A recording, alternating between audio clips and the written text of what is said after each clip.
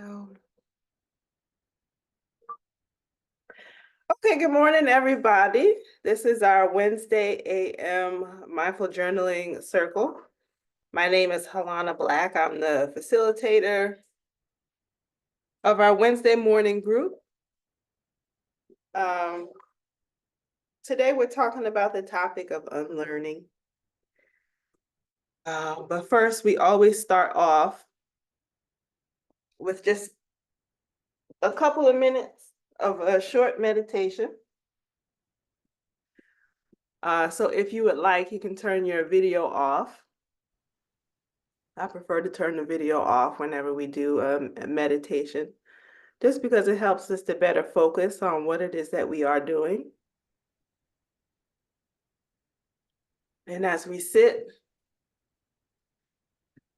we're learning how to be able to ground ourselves.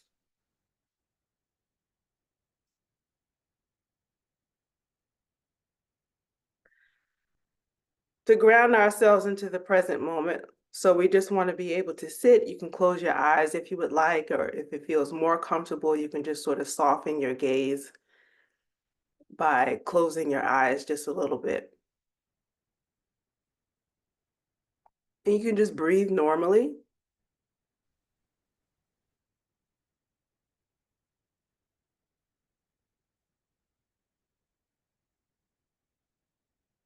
And as you sit, you can just sort of feel your body sort of sink into the chair where you're sitting.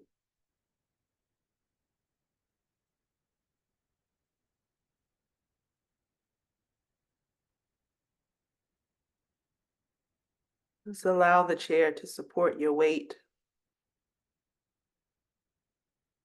and let your energy sink down from the top of your head,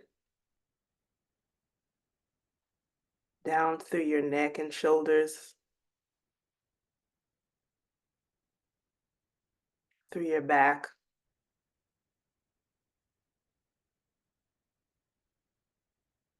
down your legs, all the way down to your feet.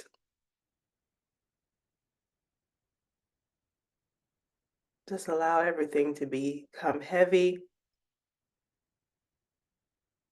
and relaxed.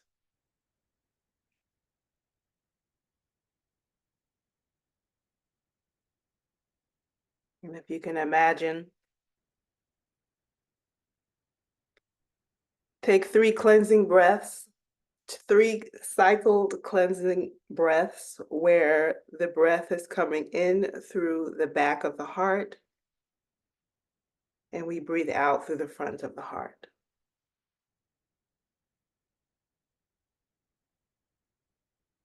So 1, breathe in through the back of the heart,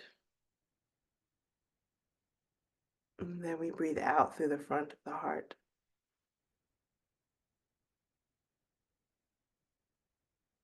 Breathe in through the back of the heart,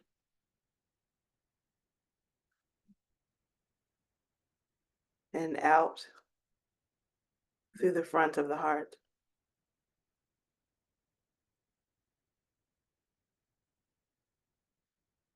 Breathe in through the back of the heart, and breathe out through the front of the heart.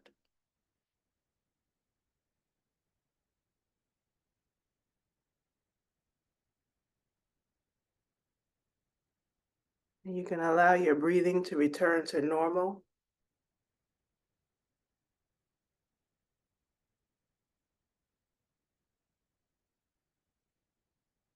Notice how your heart feels settled and centered in the moment.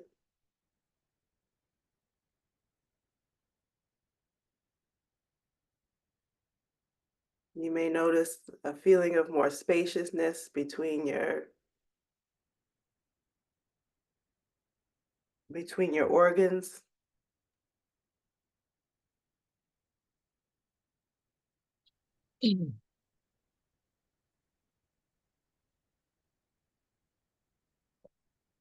And when you're ready, you can open your eyes.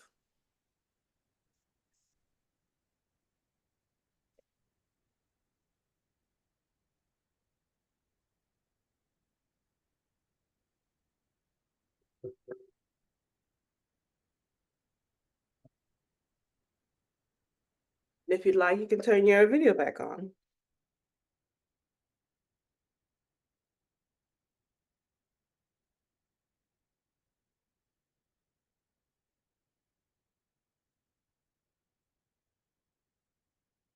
Good morning, Miss Carolyn. I didn't get to see you. Good morning. Good morning, everybody. Good morning, Miss Woods. Good morning, everybody. Good morning. Okay, let me make sure this is still recording because the other day it didn't record properly for some reason. All right, so we're talking about the topic of unlearning today. And I really like this topic because, well, I love the topic of learning and unlearning is, I guess, a process that's on top of learning. But I really love the topic of learning. I actually went to school to go study how adults learn in particular. I went to school to be able to study how adults learn in non-formal environments and self-directed learning, how people teach themselves how to be able to learn new things. And so I'm always really interested in seeing when adults, sort of pick up a new skill, new habits, new ways of being, that sort of a thing, which is probably why um, I love the way that I live now because I'm always being able to pick up and learn new things. I've never really loved school, although I've done well at it. But I really love being able to just go out and learn things on my own in the environment. And so I just wanted to do a really super oversimplified explanation of what happens in the brain when we learn something new. Learning happens in the brain because there are neurons in the brain, which are cells that are responsible for receiving sensory input from the outside world. So you have, if you can imagine in your brain, there's a bunch of these like little balls, they call them neurons.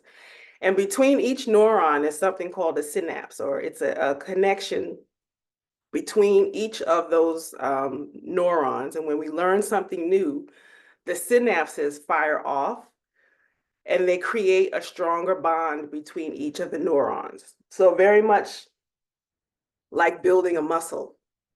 When you lift a weight, it's sort of like the synapse is firing off. You're lifting a weight, you learn something new, and then the muscle becomes stronger. So in a sense, again, I'm oversimplifying this a lot. We are really built to expand and to learn new things. So in essence, there's no such thing as saying I'm too old to learn, or there's no such thing as saying I'm set in my ways, and no such thing as there being only one way to be able to do a certain thing.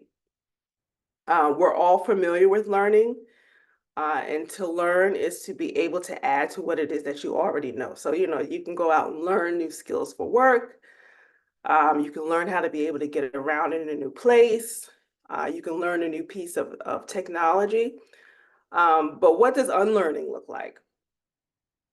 In essence, to unlearn is to be able to subtract for what it is that you already know. But it also means to be able to let go of old assumptions, biases, or attitudes, to be able to reframe certain concepts in ways that lead us to what we want. But also to be able to make room for new things, or to be able to confront our limitations. And in order to do those things, we have to realize that what used to make us successful doesn't really work anymore. So unlearning is really part of building a growth mindset. And I always, at least the thing that I'm doing right now is learning. I keep saying I'm learning how to be a runner. I need to stop saying that and just call myself a runner, because it's been like 2-3 years now. So I'm going to say that I am a runner, and I keep saying that I'm learning how to be a runner because I'm not as good as I believe that I would like to be, but I have to stop saying that. I am a runner, wherever level I'm at, it's just where I'm at.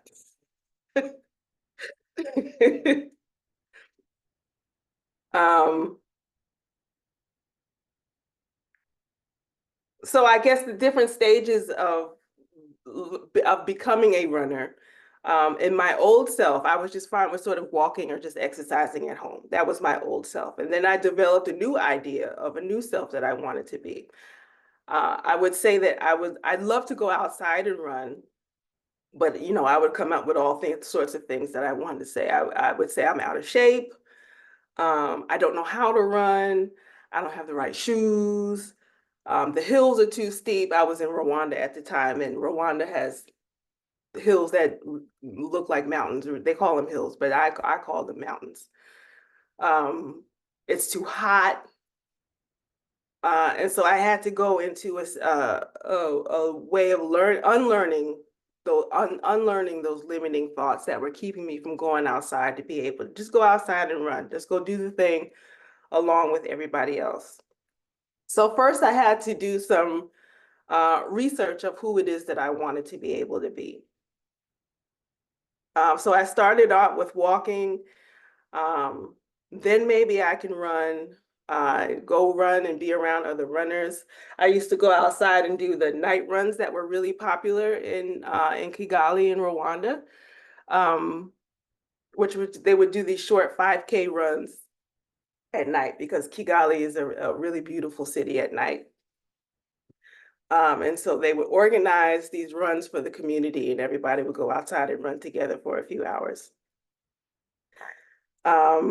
And slowly but surely, as I began to participate in these other activities, I began to view myself as a runner, and I got to expand as I learned how to be able to run, and I expanded my sense of what I was capable of doing. So in creating the new process of myself, I learned that we tend to privilege the outcome over the process or the product over the process. Like I said in the beginning, I have to stop calling myself learning how to run and just say that I'm a runner because I am a runner. Just because I'm not as fast or can't run as far as everybody else can doesn't really matter. I have to appreciate what it is that I'm doing now. So I am a runner. And actually training to do a half marathon because I've done the 5 and the 10Ks. So before the end of the year, my goal is to do the half marathon. So we are made to learn and unlearn and expand. Thank you, Kim. So I have some journaling questions that we can work on for today. Unless anyone has anything that they wanted to be able to share, we can just go into the journaling questions.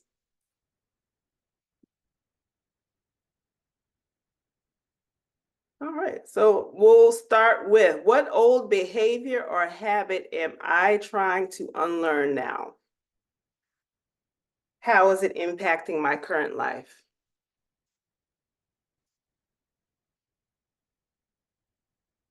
I'll put it in the chat. Where's the chat button?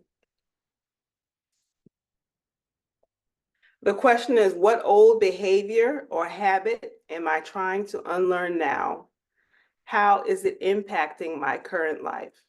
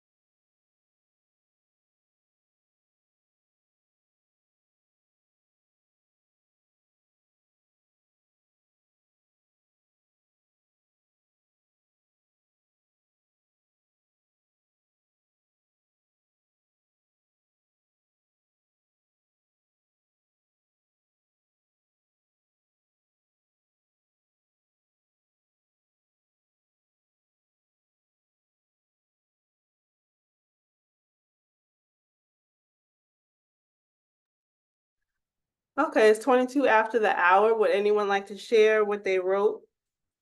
You can either read what you wrote or give an overview of what you wanted to say.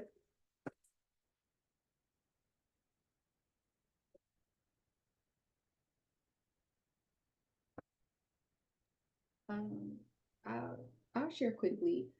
So I'm having to unlearn some of my nomadic retired habits because I've decided to start a business and go back to school. So, oh, that time freedom that I had when I was a nomad backpacking throughout the world, I don't have that anymore, and it's a difficult unlearning for me. Um, and how it affects me is that my business is not moving as quickly as I would like because I still have the mindset that I have unlimited time to do whatever I want and not having to meet like deadlines and different things like that. Mm. Yeah, that's a lot. Do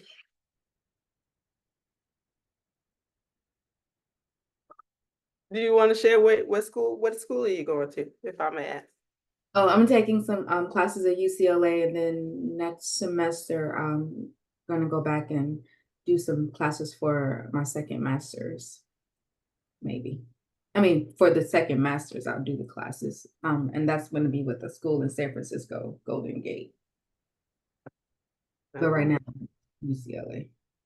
What are you studying? Writing, how to be writing for writers of color. Oh, nice. I love it. You can be a published person like you. I love it. Thank you, Cheryl. Anyone else?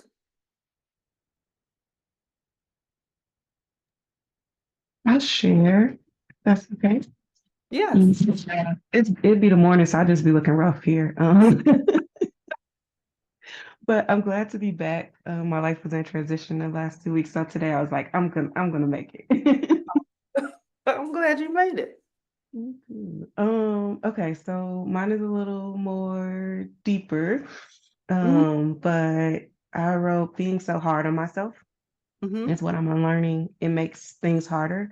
And no one is doing that to me anymore. So like that my inner voice has internalized what my parent voice was as a child. And so I have to unlearn and reparent myself differently with self-compassion, self-love, things like that. So, and then I did a second one. I'm unlearning living in the past, and I'm working on living in the present and thinking about the future. I mean, I'm always thinking about the future, but I guess I'm really working on more so being in the present.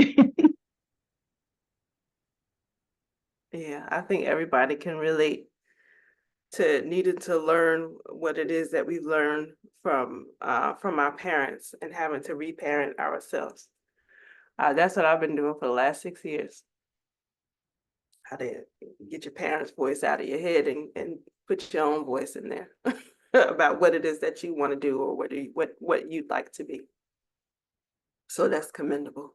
Thank you.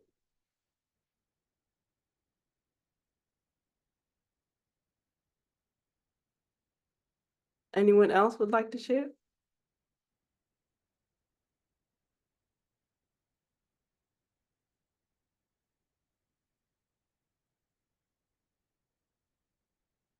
Okay. We will go into the next. Natisha, you say you want us to share? Yeah. Mm-hmm. So the old habit that I'm unlearning is not stretching every day. So I am getting older and I am acknowledging, I'm realizing that I need to like move things, everything don't stay moisturized the way it used to after sitting for hours. Like I'm just not able to do that anymore. Like that's not a possibility. And so like I'm noticing pain in my lower back and my hips, which is very annoying. So I'm trying to figure out how to incorporate. I'm learning how to incorporate more activity that will get me up. Yeah. My Apple Watch was a very good reminder. Very fortunate that my old job bought it for me, but it broke this weekend. And so now I am like Apple Watch less for a little while. But yeah, this idea that I gotta stretch every day. Like it's not just during a class or during activity. Like I really gotta, as my mama used to say, get on that flow. So yeah, I'm like, and it's really difficult because when I look in the mirror, I'm like, I feel like I still look the same, but I am not the same. Aging is happening. All the time. That use it or lose it. And for real, that losing it is painful. I'm trying to get that, what they say, get that old thing back. Like,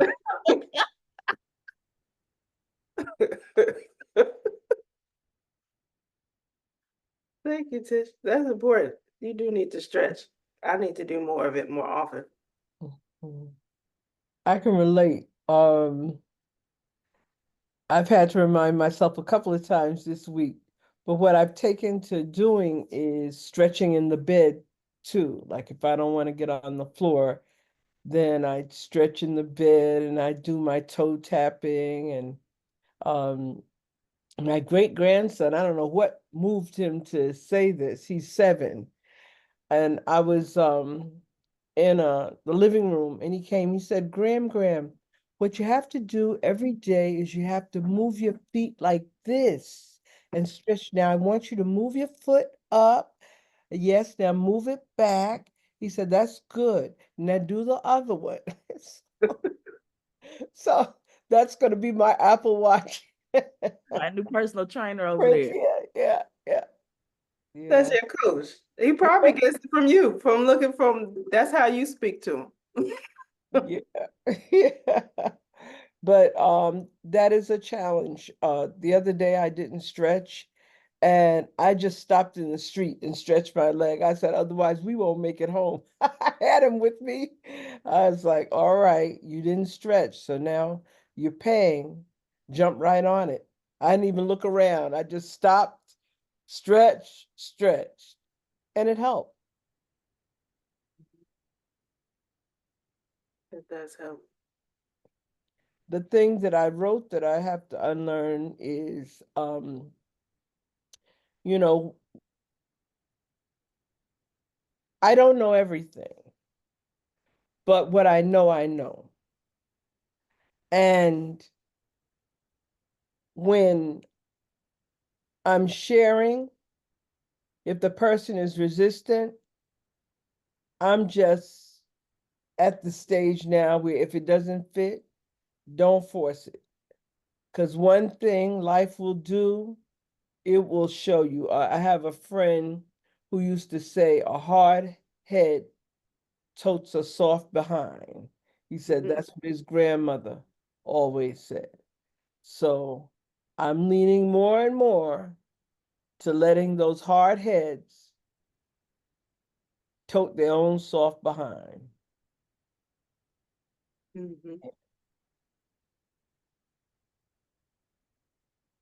Thank you.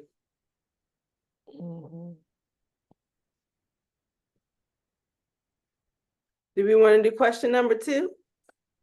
Can I share something really quickly? Sure. I shared a resource in the chat with Natisha, but there's going back to the movement piece. There's this podcast called Body Electric.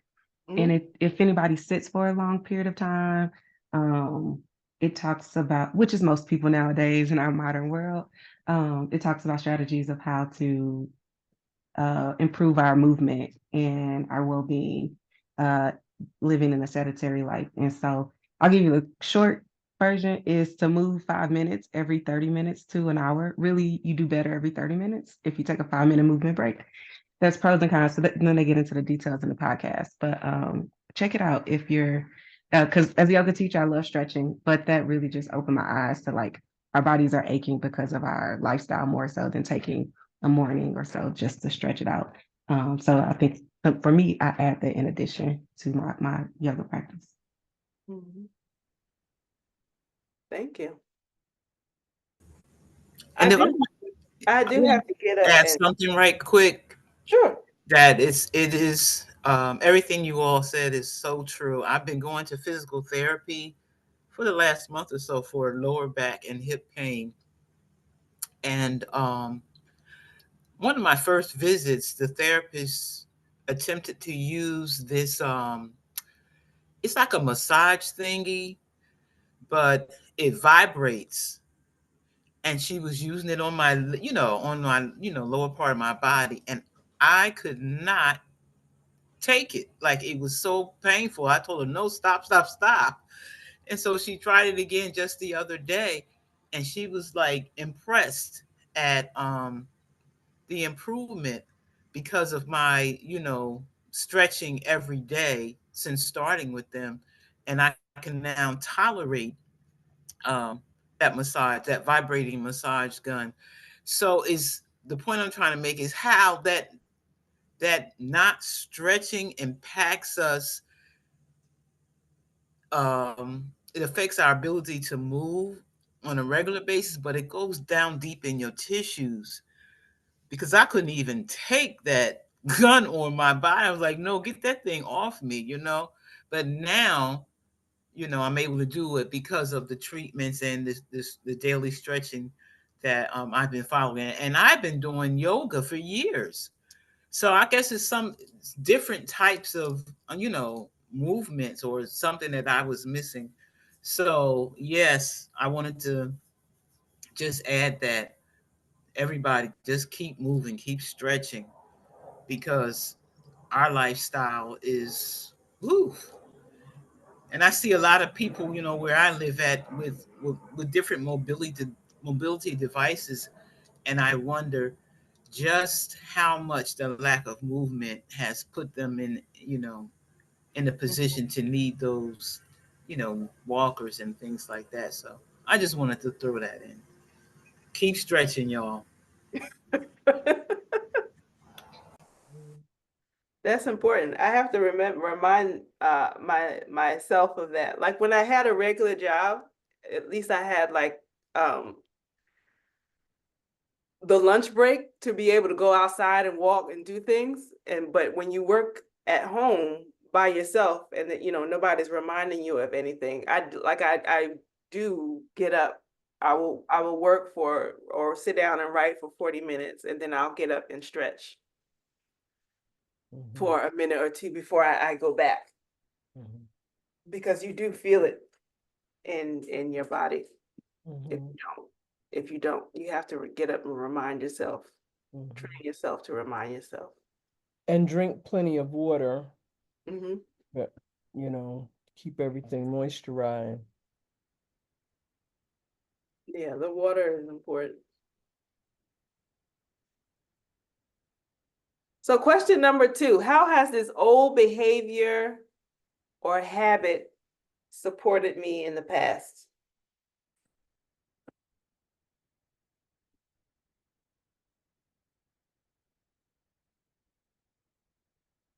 How has this old behavior or habit supported me in the past?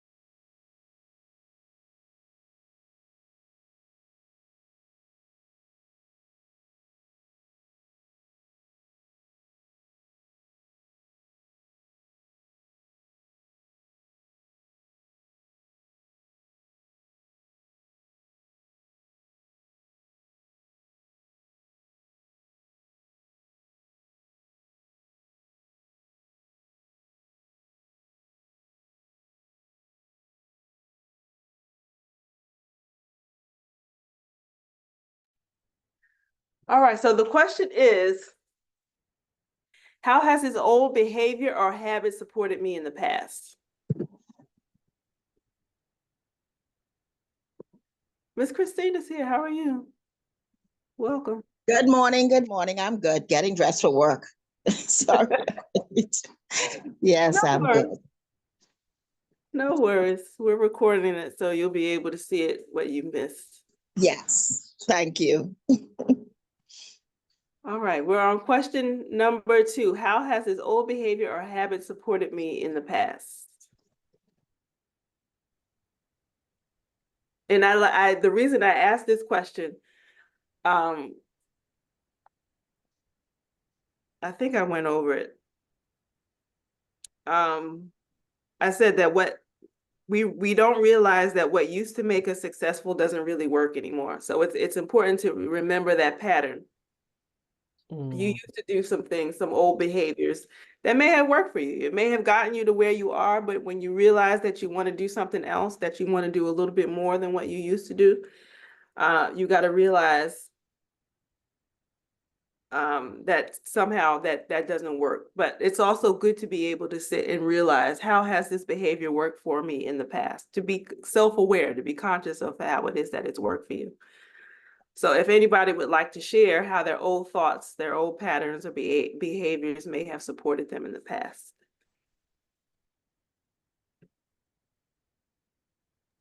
I'll share, but it's kind of a question, because when you ask that question, it's like, do I really want to let it go?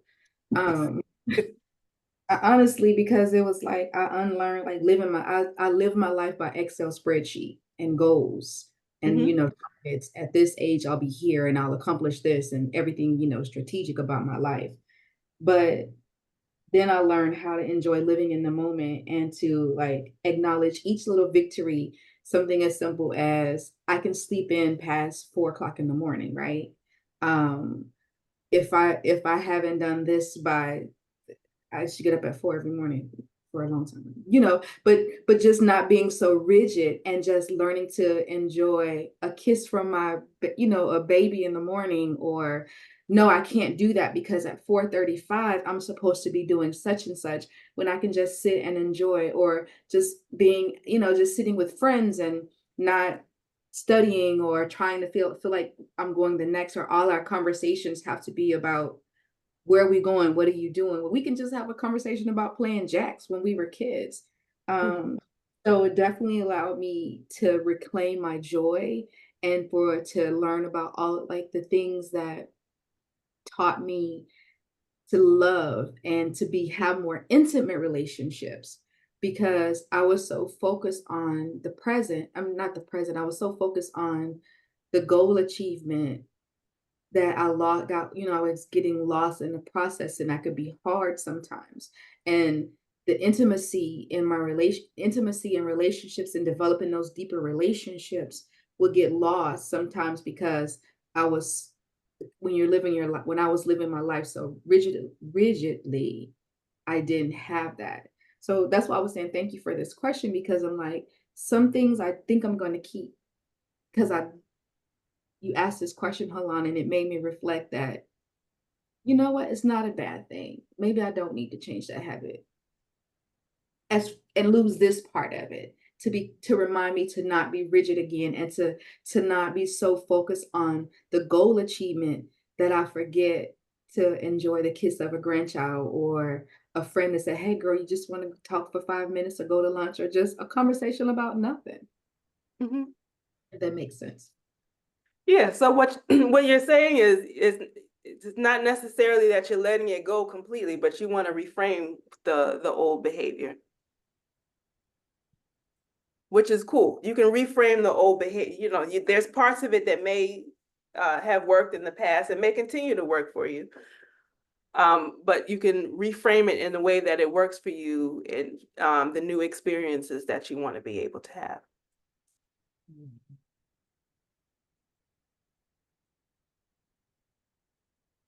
Thank you, Cheryl.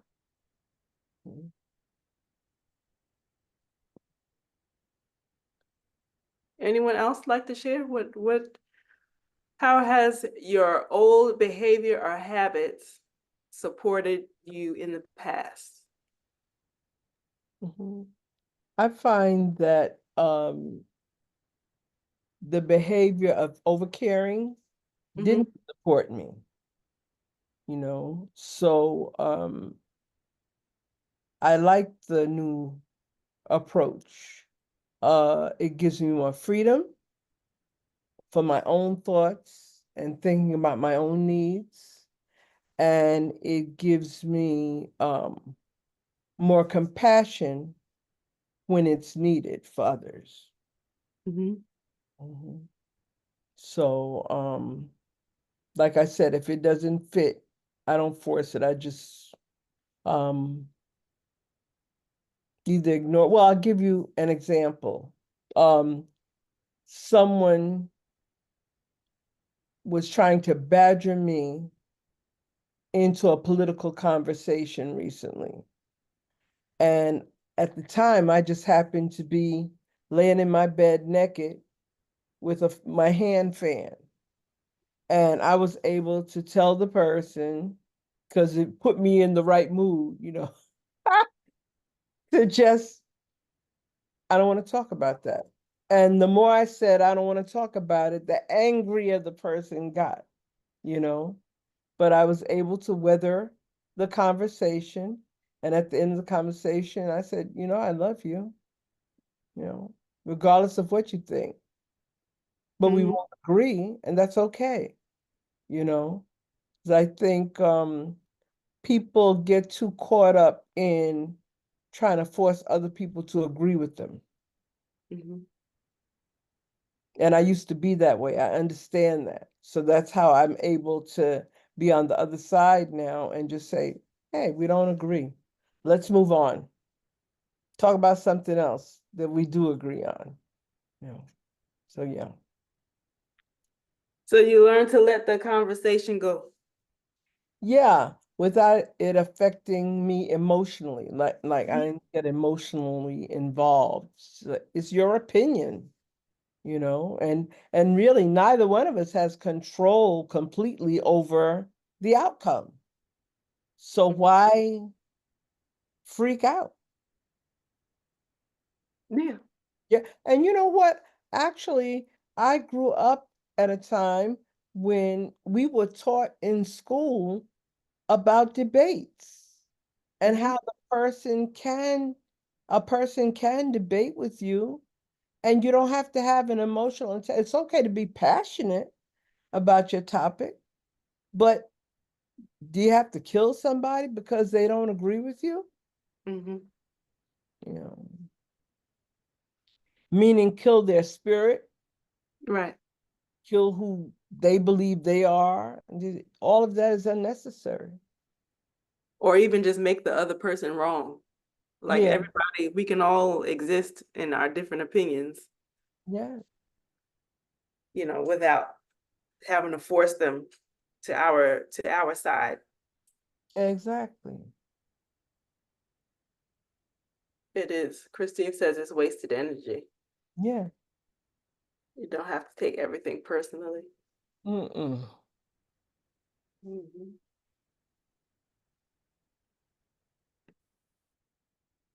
Anyone else? I'll go. Sure.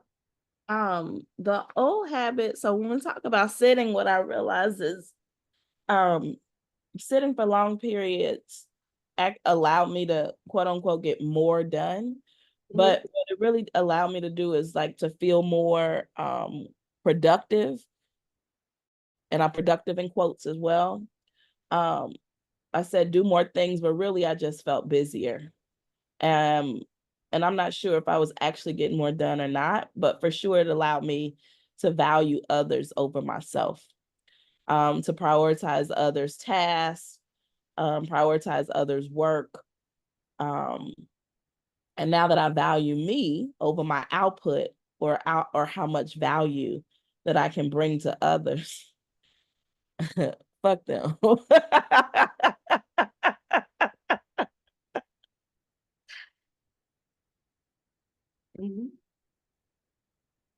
So you said value yourself more than others?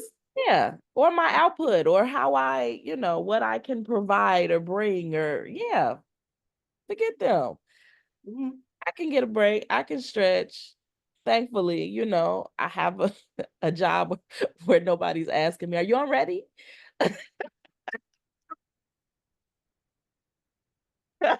Used to work at a call center, but I don't anymore. Right? So I can do my own schedule. I can skip these notes for a day or so. Like, it's okay. So like really reworking. Maybe that's the unlearning. Um, right? Like working myself into the ground. Um, yeah. And really being responsible for your own space. Like I remember I had jobs where people would monitor your bathroom time. I'm like, child, just go to the bathroom and leave me alone. I too had those kind of jobs. But you said what was the word? Working at a call center. I worked at a couple of call centers when I was younger. They wouldn't let you do nothing. Like you literally couldn't do nothing. Like if you were a minute late, it was an issue. You go to the bathroom, if you were going longer than 7 minutes, folks are looking for it. Like it didn't make no sense. And so when you get to a space where you're either you have a remote job and you can sort of work for yourself, or if you are working for yourself, you learn that you are responsible for yourself and you realize how much of that power you've sort of given away to your employer of just governing your own body. Yeah. I'm a retired civil servant. Thank God for unions.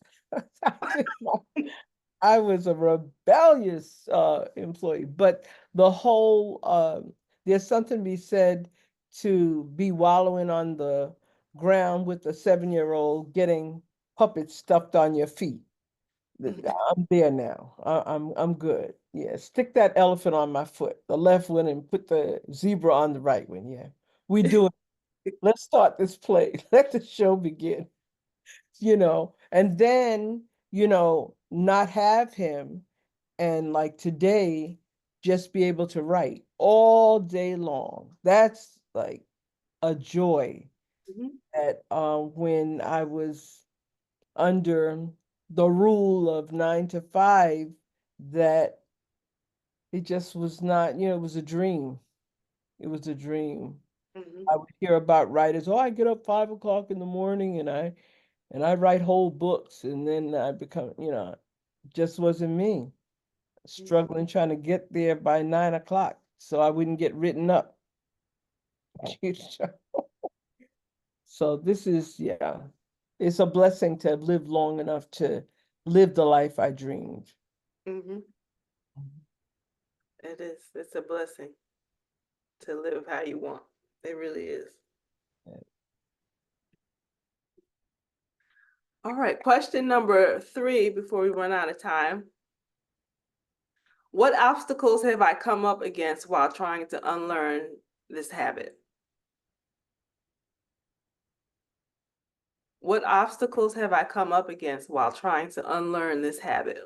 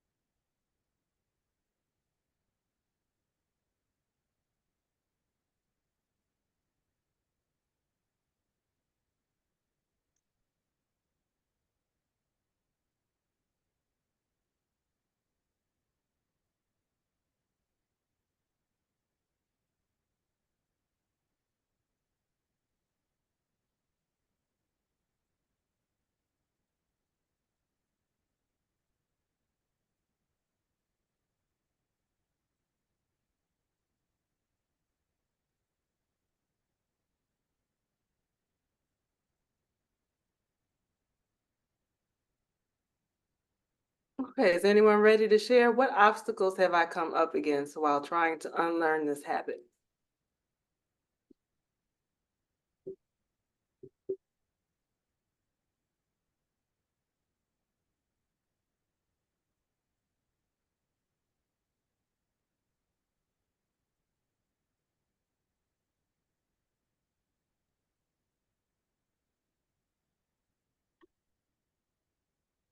I said the first and foremost, I've come up against my own mind, my thoughts, watching what other people are doing on social media. So playing a comparison game, watching other people who are working harder than me and getting, the reward, the accolades and the rewards of other folks' attention. The desire to get just one more thing done, to be just one, a bit more, quote unquote, for the clients, to do more, to ask just one more question. All of these internal obstacles, which really just feels like my brain trying to keep going down the same path. I think that's been the biggest obstacle, is like forcing myself to create new habits. Your instinct is to keep yourself comfortable because with the old thing was working fine. And so doing the new thing is a stretch, and it doesn't want to do all of that. That's too much work.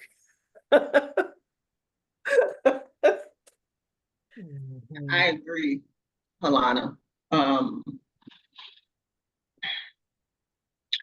So uh, for me, as a person that's been like in recovery for almost 25 years, I basically had to unlearn everything. Mm-hmm. I had to become a completely different person, and it took a long, long time, and I'm still doing that. So I think what I've come up against, I'm piggybacking on Tish and on you, is the obstacle. I think one of the biggest obstacles I have while still trying to unlearn certain habits and keep others is I have to always do an internal pivot and see and check my perception of if what I'm seeing, if what my understanding is, does that make sense? Is I just want to know for sure that I'm not living in denial or fantasy or any of that other thing, and that I can adjust my perception, and that changes the outside circumstance all the time. All the time. So the biggest thing for me is, again, like living in that space of the in-between. I call it the in-between space, or living in that space that's uncomfortable. Because that's the way of life for me now. Sometimes I find myself in places that are uncomfortable to be in, and I have had to master living in that space in order to get from here to there. So I have a friend that says sometimes you can't get there from here. Mm-hmm. And that's really true. So again, like Tish said, it's for me, it's always internal. At this point, it's always internal. External doesn't play nearly as big an impact. And then the other thing is, like, people want to keep you the same. People, a lot of people close to you, they want you to stay the same. They don't want you to change. They're comfortable with who you are, and they try to eat out your bowl. So boundaries is another thing that I always have to take a look at and see if see if the boundaries I have are serving me, or whatever. So yeah, it's always an internal, and I don't even want to call it a struggle. It's always internal work. The work is always on the inside. So thank you for these questions. You're welcome. I'm glad they're helpful. They are. I always come up with these things. I'm like, does anybody care? Of course. Mm-hmm. And Kim, what you said was very profound. Mm-hmm. Because when we look at it, in the end, it was all internal. Because we create our reality. Mm-hmm. Thank you. And right, people do want to keep you. I was going to say that people can be the biggest obstacle. And, you know, that's what I mean by just shifting your gaze to your own needs and who you are. It's not selfish to do that. It's healing to do that. It really is. And that's one of the things that I had to learn for myself, to be able to become my own person. It'll be your own family members that'll sit there and want to pull you back and keep you in one place, even though they see that you're becoming a new and a better person, but it reminds them of the work that they haven't done. And that pisses them off, unfortunately.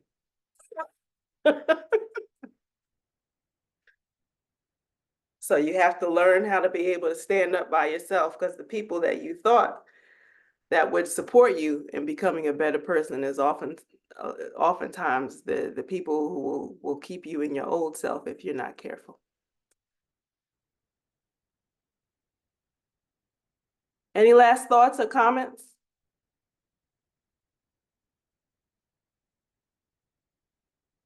All right. So we will close the circle here. Ladies, thank you so much for joining me again for another week.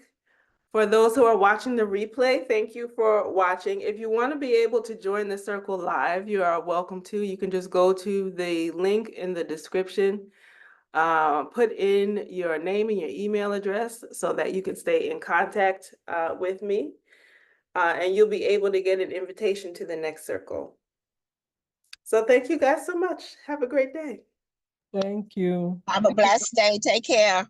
Okay. Time to go stretch. All right. Love you. Bye-bye. See you next time. Love you too.